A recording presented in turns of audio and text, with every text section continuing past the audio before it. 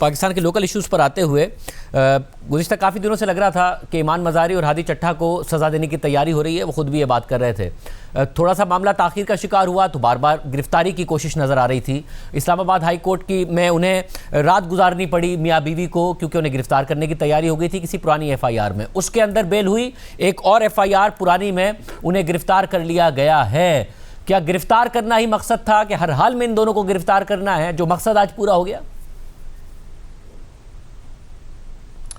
देखिए, बड़ा अफसोस हुआ है। इस तरह फिर जो लाइमलाइट में नहीं है लोग, जो आम आदमी है, उसको भी फिर रात रखने के लिए हॉस्टल बना लें उस इधर कोर्ट्स के अंदर कि लोग जाया करें, क्राइम करें और उसके बाद रात भी रहें, दिन भी रहें, मियाँ बीवी इकट्ठे रहें, वहाँ पर KFC भी खाएं, वहाँ पर हीटर भी, वहाँ पर गाने भी गाएं, वहाँ पर नगमे भी लगाएं।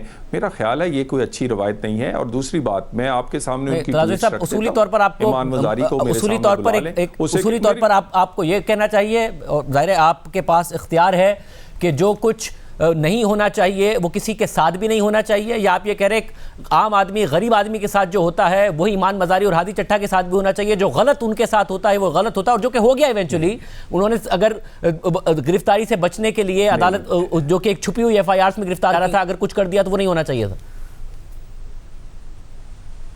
यानी आप अगर पढ़े लिखे हैं, इंग्लिश अच्छी बोल लेते हैं और इस्लामाबाद में रहते हैं, तो फिर आपको गाली निकालने की इजाज़त होनी चाहिए। आप ये कह रहे हैं। फिर अदारों पर बेबुनियाद इल्ज़ाम लगाने की इजाज़त होनी चाहिए। फिर आपको अपने अदारों को दहशतगर्द कहने की इजाज़त होनी चाहिए। फिर आपको वो नारे, वो नगमे और वो बयानियाँ लेना चाहिए जो पाकिस्तान मुखालफ या जो दहशतगर्दी को सपोर्ट करता। और फिर आप अपने ट्विटर हैंडल से BLA का मौक़िफ़ जो है उसके स्पोक्स पर्सन बन के बताएंगे, तो क्या पाकिस्तान के कवानीन कहाँ जाएंगे? क्योंकि ये इस्लामाबाद में रहते हैं, बाहर से पढ़े हुए हैं, कानून की खिलाफवर्जी हुई है तो फिर और ये बड़े मीडिया में आते हैं, तो इनको छोड़ दें। दरअसल साहब, अगर कोई कानून की खिलाफवर्जी हुई है तो अदालत से फैसला आ जाता है, और जाहिर अदालत के फैसलों पर भी अब तो बहुत सारे सवाल उठते हैं। ये जबरदस्ती की गिरफ्तारी जब मामला चल रहा है, और एक ऐसी FIR में गिरफ्तारी जिसमें दूसरे लोग भी नामजद हैं, उन्हें तो गिरफ्तार नहीं किया, इन दोनों को ही किया, यानी कि मकसद इन दोनों को गिरफ्तार करना था ना।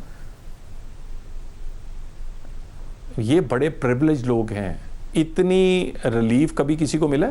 कभी किसी जेल में क्या प्रिविलेज है कि रात भी रहें, सुबह जमानत भी लेकर? मेरी एक बार गुजारिश सुने। अदालत की हुक्मदुली ये कर रहे हैं, 3 दफ़ा इन्हें हक़ दफ़ा दिया गया है। किस पे?